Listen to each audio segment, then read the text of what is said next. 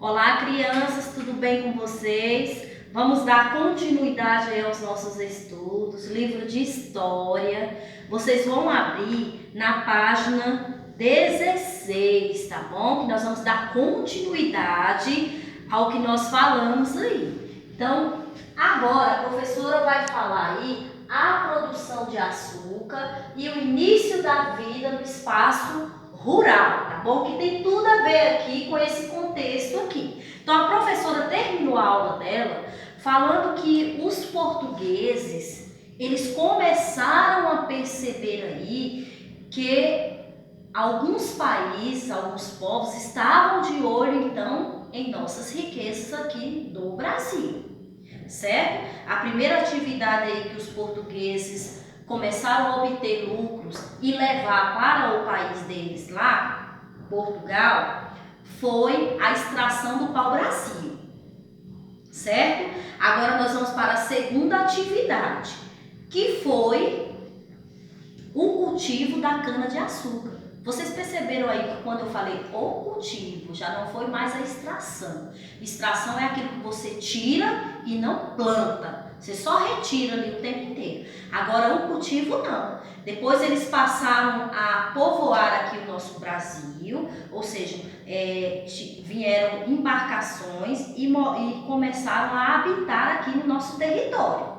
E aí com isso eles começaram então com o cultivo da cana-de-açúcar. E isso aconteceu em 1530, certo? Eles passaram então a explorar por meio de atividades que gerassem mais lucros. Entre eles estava o quê?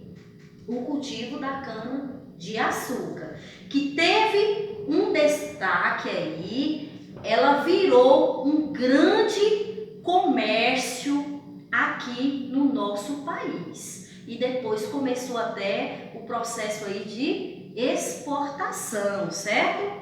Então, como a professora falou que lá quando eles chegaram ao nosso território, não haviam construções. Então, eles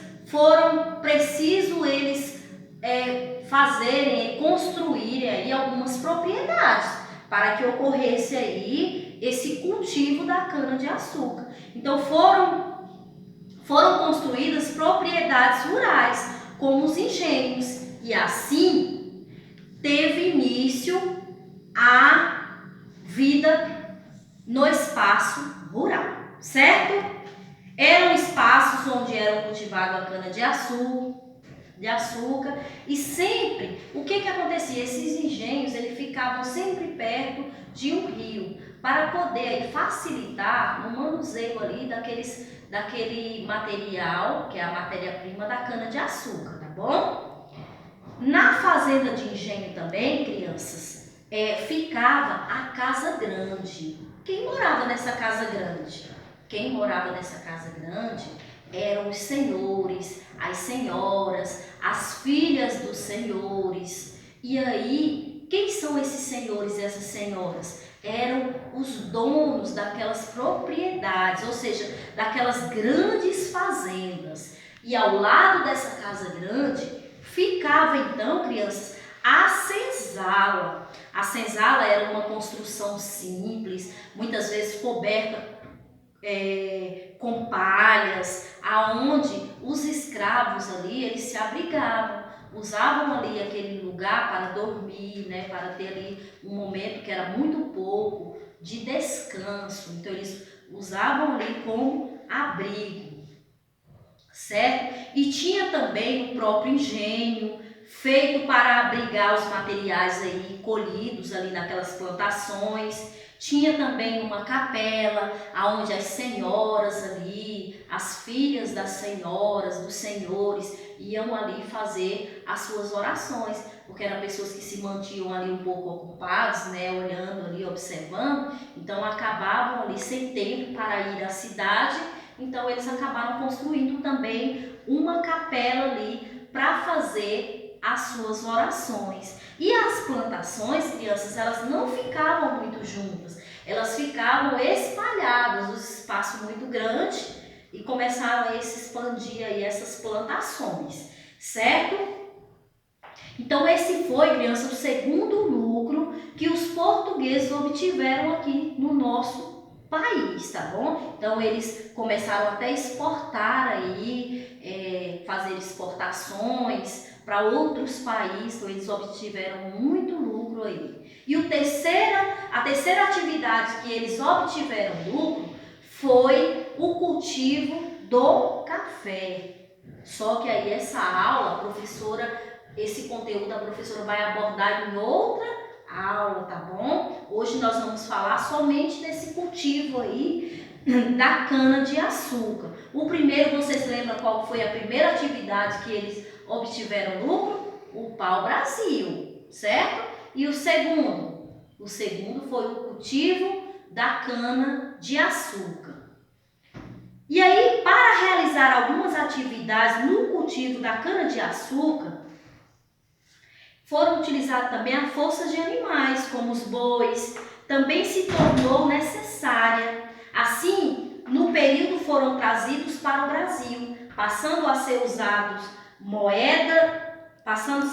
na alimentação e no deslocamento de carros de bois e moedas. Tá? Então eles exportavam, eles traziam aí, através desses animais aí, eram trazidos aí, tá bom? Além disso, o couro dos bois eram fabricados roupas e utensílios domésticos. Então eles pegavam ali o couro dos animais para a fabricação aí de alguns utensílios domésticos. Inicialmente os rebanhos pertenciam aos senhores de engenho, ou seja, aos donos daquelas propriedades, tá bom? Com o tempo, os bois passaram a ser levados para longe, pois o uso de terras do engenho para a criação desses animais traziam prejuízos, fazendo muitas vezes com que o solo não pudesse ser usado novamente para o cultivo. Longe dos engenhos, quem cuidava dos rebanhos bovinos eram homens livres, conhecidos como vaqueiros.